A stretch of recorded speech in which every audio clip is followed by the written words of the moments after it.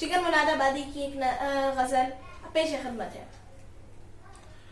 दुनिया के सितम याद न अपनी वफा याद, अब मुझको नहीं कुछ भी मोहब्बत के सिवा याद।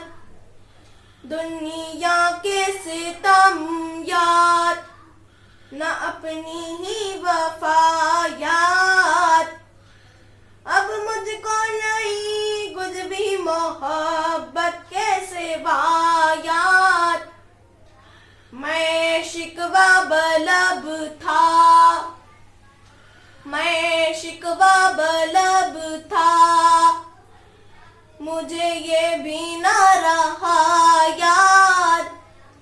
शायद कि मेरे भूलने वाले ने किया याद। दुनिया के सितम याद, जब कोई हंसी होता है सरगर्म नवाजिश, जब कोई हंसी होता है सरगर्म नवाजिश, उस वक्त वो कुछ और भी आते हैं सिवा याद। दुनिया के सितम याद न अपनी ही वफा याद, अब मुझको नहीं कुछ भी मोहब्बत के सिवा याद।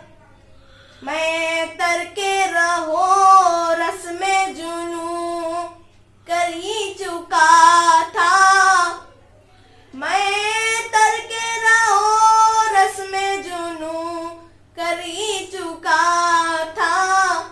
क्यों आ गई ऐसे में तेरी लग़्ज़िश पायात, क्यों आ गई ऐसे में तेरी लग़्ज़िश पायात। क्या लुत्फ़ के मैं अपना पता आप बता